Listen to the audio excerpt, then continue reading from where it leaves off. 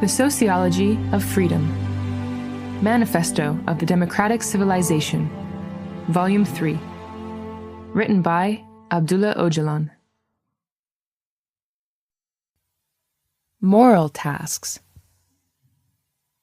Despite much discussion, morality is one of the social institutions that cannot really be analyzed. Regardless of the efforts to theorize it as ethics, developments in practice have been quite disappointing.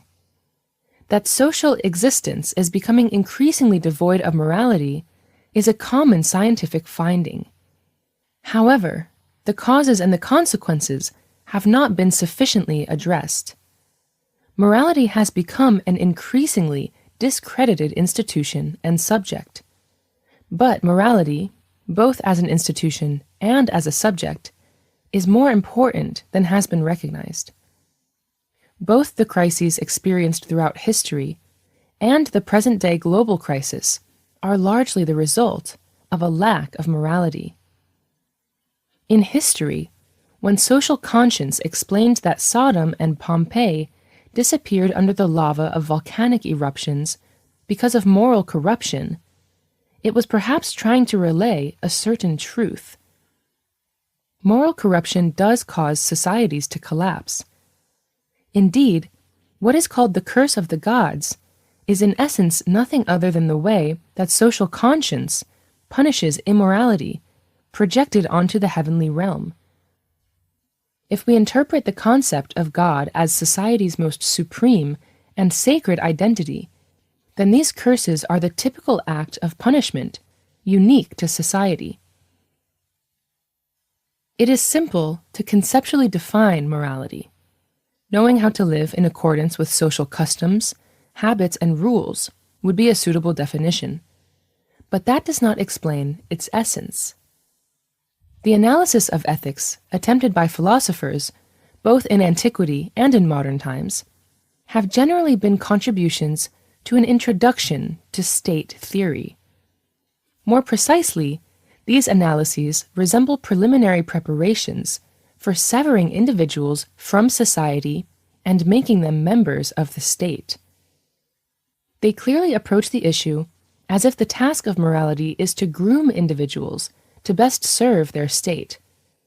In short, their interpretation of morality is pro-civilization. As with all social issues, it would be more instructive to refer to history in relation to morality. We know that for 98% of the longue durée of social ages, it was not laws, but moral rules that were valid. That's why we say moral society. If we do not understand the need this longue durée morality met, our interpretation of morality will remain incomplete. Defining social nature as the nature most charged with flexible intelligence may shed some light on the subject. What we mean by flexible intelligence is the ability to do while thinking. The relationship between thinking and doing will necessarily require rules, because determining how something is to be done is itself a rule. This initial act in relation to something that needs to be done can be considered the initial moral rule. When we talk about doing something, we include all social activity, including eating and sleeping, walking and finding food, being friends with animals or fighting with them, taking care of plants, and fishing. Each of these acts is work, and this work cannot be successful if there are no rules. Failure, on the other hand, would mean the death of society. At this point, concepts like economic base and moral superstructure that divide the society seem ridiculous. Morality can be defined as the best way to address the economy, or more precisely, to meet the basic needs of life. Morality, in terms of customs and procedures, determines the economy, or how the products required to meet basic needs are procured. Therefore, base superstructure distinctions are far from being concepts that explain what is going on. Morality refers to carrying out all social activity, especially economic efforts, in a good way. Thus, everything that is social is moral, and everything that is moral is social. For example, just as the economy is moral, so too is religion. Politics, as direct democracy, is effectively morality itself. Therefore, ever since the beginning, the first rule, the morality, has been a vital issue for the society.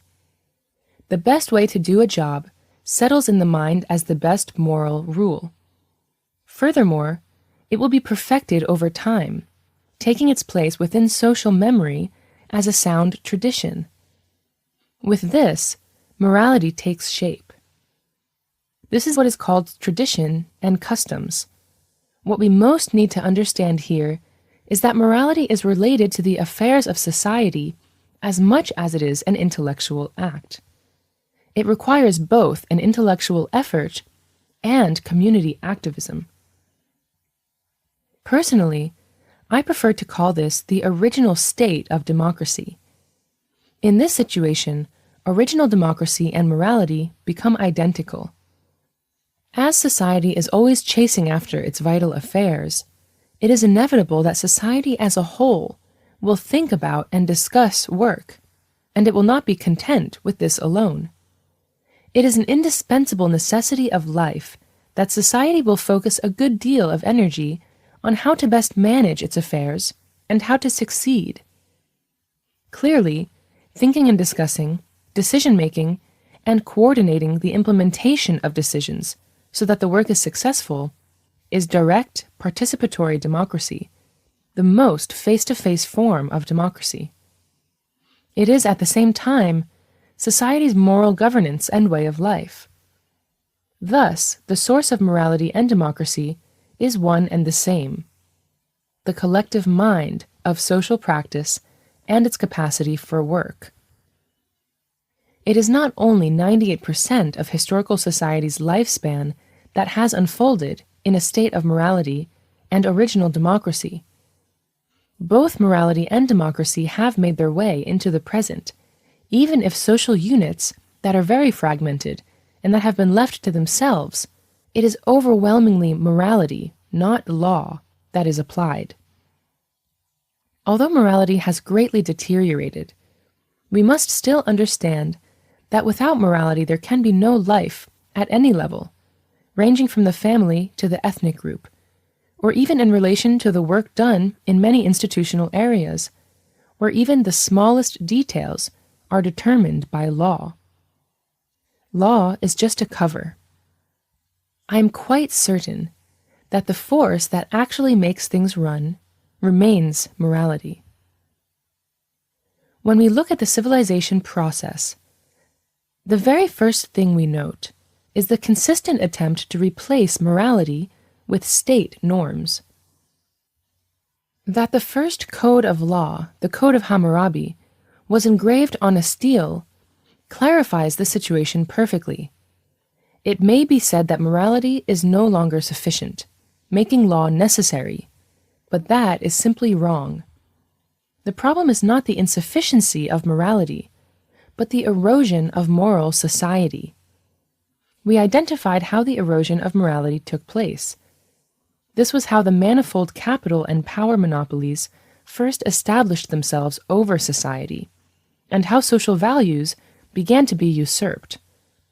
Under these conditions, we cannot talk about the insufficiency of morality, but about dominating society and subjecting it to oppression and exploitation by the application of the rule of law, the application of the so-called rules of state administration. Therefore, the reach of morality, and in connection with it direct democracy, is increasingly shrinking. In contrast, the reach of state governance and law is expanding. One side's loss is the other side's gain. Explicitly stated, morality loses in the face of force applied by the state. This is achieved by shrinking morality's reach and making its implementation more difficult. In all the later civilized societies, the reach of morality continued to shrink, and the reach of law constantly increased. Indeed, Roman civilization, the endpoint and the sum of ancient civilizations, was the state administration that applied law most vigorously, confirming what we have been saying. Roman law remains a cornerstone of modern law. Over the course of European civilization, in other words, during modernism, society experienced the invasion of law, so to speak. Indeed, there has been a kind of legal colonialism. While the reach of morality was restricted to the remotest corners, law has been offered a seat of honor at every table. What does this reality reflect? It shows the increased weight of capital monopoly and power in society. When we look at the modernity of the last 400 years, what we see is the maximum possible capital accumulation and proliferation of power, or, more correctly put, the intertwined cumulative accumulation of the two. We cannot say that morality has become dysfunctional, but rather that it has been stripped away from society. The society where morality was applied has been torn down and carted away. The claim that there is a need for law because society has become too complicated to be governed by morality is a great lie, and therefore an immoral conclusion. It truly is not a matter of failure, insufficiency, or inability to function due to the complexity of society. This is nothing more than a very simple rule of liberal ideological hegemony, the rule that propaganda and attrition easily eliminates opponents. During the era of capitalist modernity, the role of liberalism's ideological hegemony in shaping a negative approach to morality is completely obvious. Who could fail to see that the law substituted for morality is fraught with the most irrational and unconscionable rules? It is not for nothing that there is a local saying, stating that what happens to you at court is worse than what happens to a boiling hen. The more legal codes in any given place or institution, the more effective the monopoly of oppression and exploitation. The practical reality of even setting foot in any institution confirms this. Another important related question is, does morality or law govern better? Although our narrative answers the question, the very fact that law is an enforced governance should be enough to clarify reality. As we all know, law is defined as the execution and enforcement of rules and regulations by the state. With morality, there is no forced execution of rules. In fact, a rule that has not been internalized cannot be called a moral rule. If governance based on the enforcement of law and moral governance are compared, it is clear that the good will prevail, and the scales will surely tip to morality. Another important issue that requires analysis is the relationship between morality and religion. Just as it is possible to establish a similitude between morality and direct democracy, for the communities that are outside of civilization or anti-civilization, we can also establish a similitude between religion and morality. In circumstances in which religion had not yet been shaped by civilization, morality, religion, and direct democracy were intertwined. Morality is an institution that predates religion, and primarily addresses the aspect of morality that deals with emotions and thoughts around taboos, sacredness, enchantment, things that elude easy definition, and the inability to control the forces of nature. When a society acknowledges and understands how to accept a nature different from its own, it creates both fear and a sense of compassion. The idea of avoiding the negative elements of nature and its forces, and benefiting from their positive aspects, knowing that human life is very much bound to them, seems to be the source of the original primitive institution and tradition of religion. It is undisputed that religion is a pre-civilization institution. It encompasses the elements of morality that are more prohibitive and addresses what needs to be avoided, as well as the need for compassion and forgiveness. With time, it became a much more rigid tradition. In this sense, morality's most stringent and holy commands and rules of order constitute religion.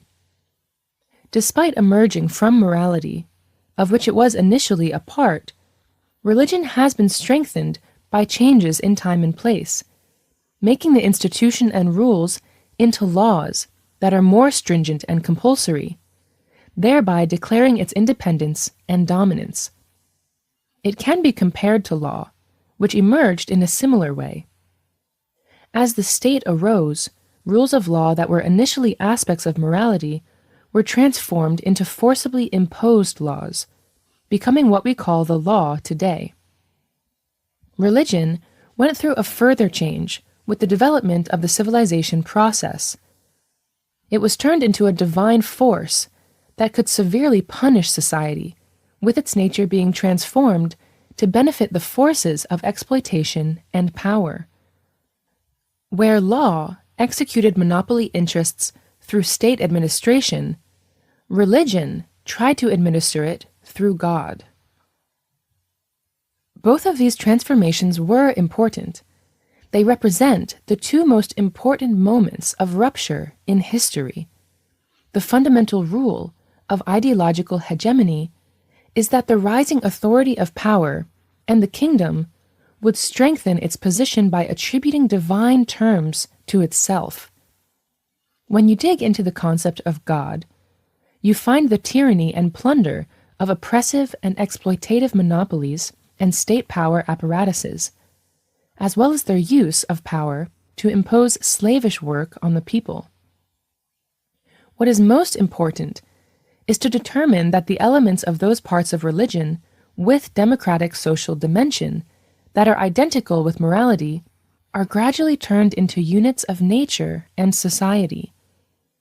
Thus, it is possible to make sense of how, throughout the history of civilization, religion developed an identity, tradition, and culture with two distinct characteristics. While the religion and the God identified with civilization forces is fraught with fear, punishment, the threat of being cast into hell, starvation, destruction, mercilessness, war, domination, dominion, ownership, and worship, the religion and the God identified with moral and political society is rife with courage, forgiveness, mercifulness, hope, constant nurturing, creation and sustainment of life, compassion, love, peace, disillusion within the self, and rejoining. Therefore, it is extremely instructive to define religion throughout the history of civilization in terms of these two identities. Abrahamic religions typically carry with them these two tendencies. The more the high-level religious representatives reflect the civilization tendency, the more people of the Ummah at the lower levels tend to reflect the democratic civilization tendency. These tendencies may exist in equilibrium, or one of them might be dominant, depending on the time and place. Abrahamic religions, which reflect this equilibrium, remind us of modernity's social democrats. Just as social democrats represent the reconciliation of differences between the bourgeoisie and the working class, the Abrahamic religions represent the reconciliation of differences between the forces of capital and power on the one hand, and forces of democratic civilization on the other hand. Historically, we find Zoroastrianism to be an exceptional teaching, and Zarathustra an exceptional personality in terms of the relationship between religion and morality. Studies define Zarathustra's teachings as a great moral revolution. Located in the foothills of the Zagros Mountains, in a social and cultural setting based on agriculture and animal husbandry, This moral revolution developed as a tendency that advocated secular and worldly morality rather than holiness, and that opposed the mythological and religious hegemony of the Sumerian civilization.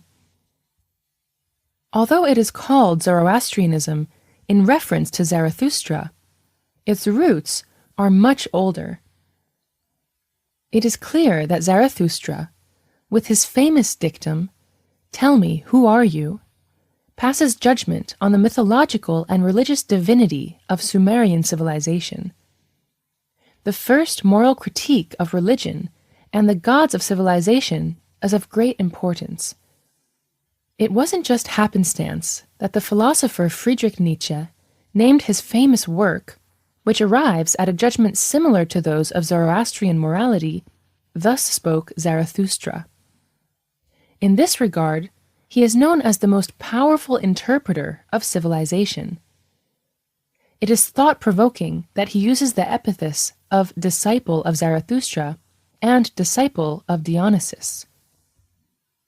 In Zoroastrianism, elements of democratic civilization predominate, and relationships between women and men in families are closer to equal. No pain is inflicted on animals.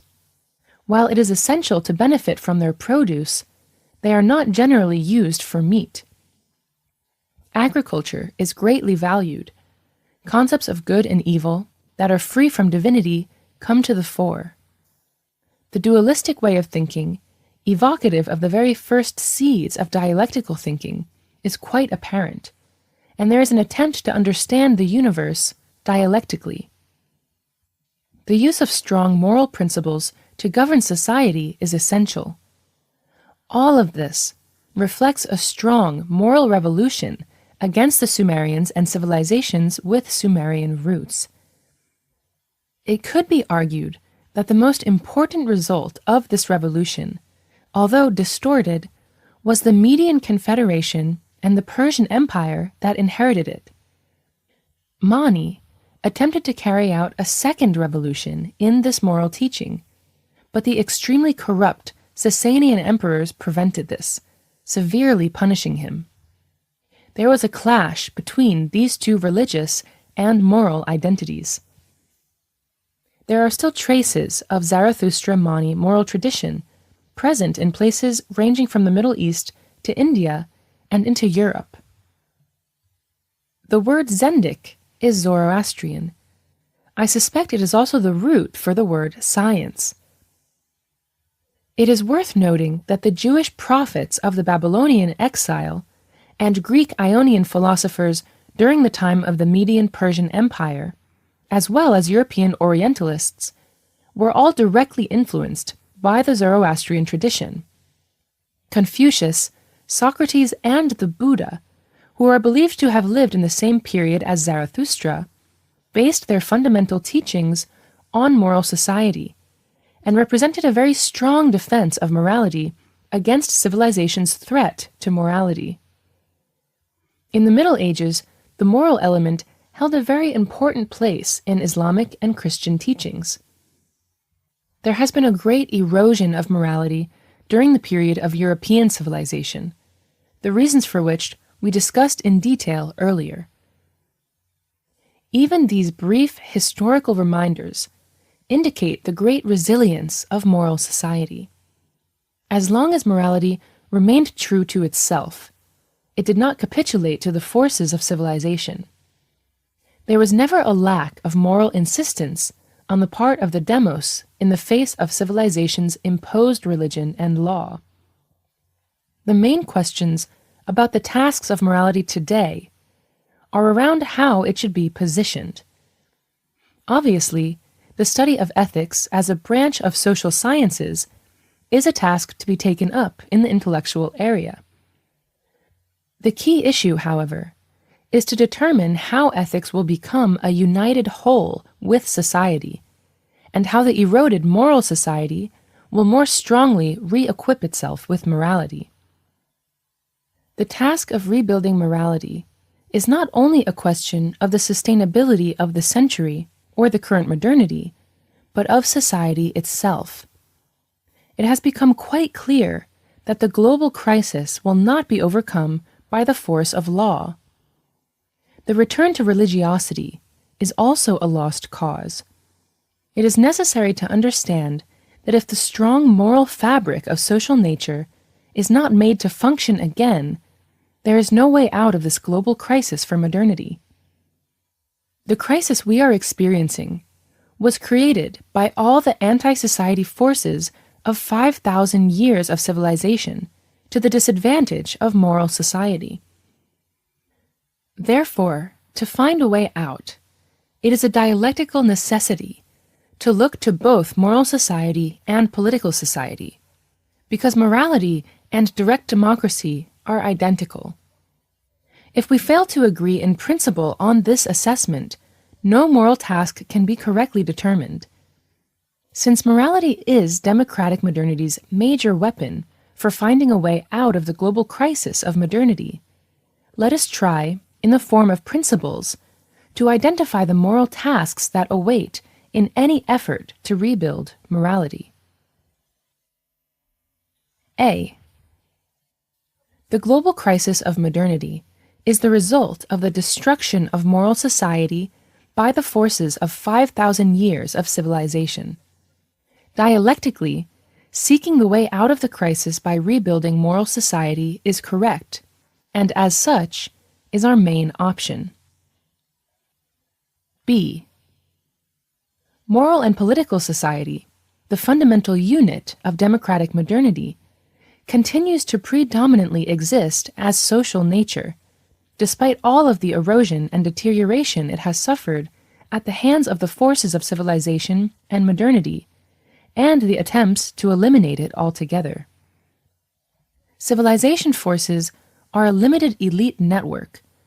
The oppressed and exploited nations, peoples, and ethnicities, women, agrarian village societies, the unemployed, nomads, youth, marginalized groups, etc., still constitute the vast majority.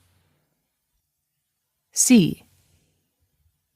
What primarily sustains and maintains society is not the state's legal system, but the moral element, albeit weak, and despite efforts to completely cut it off from society.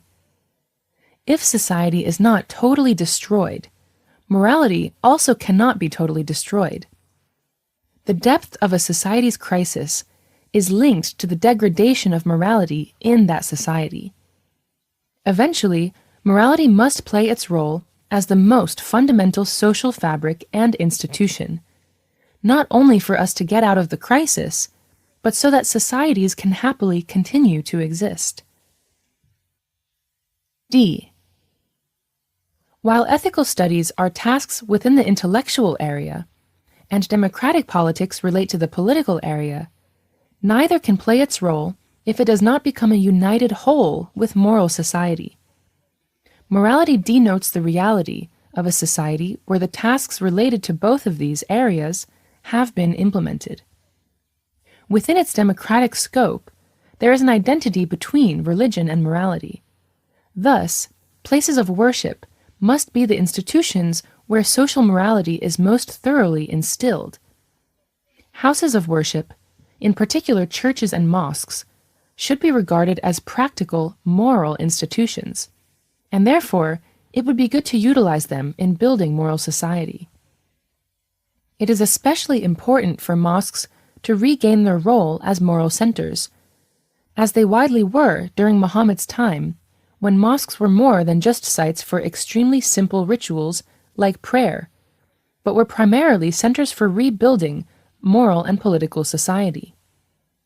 Prayer was conceived as ritual approval of this work. Later, the rituals became essential, and the more fundamental building of moral and political society was forgotten and cast into oblivion. The program, organization, and mode of operation of democratic modernity, as moral institutions in which moral and political society is rebuilt, should, if necessary, be reformed and restructured.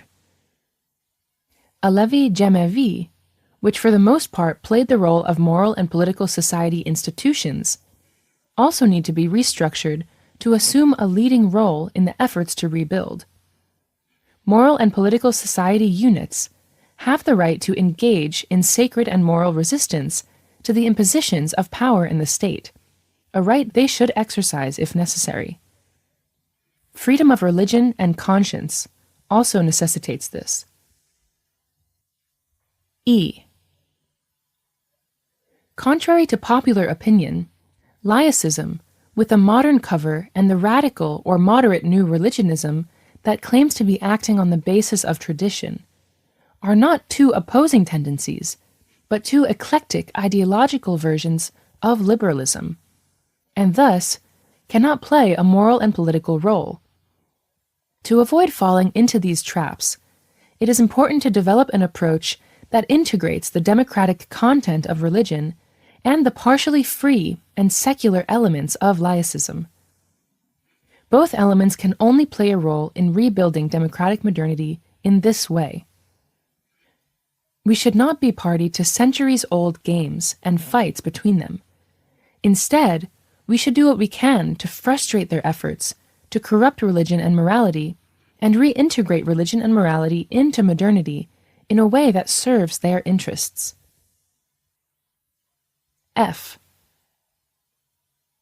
We should not be fooled by the terror that law inflicts on society via state violence.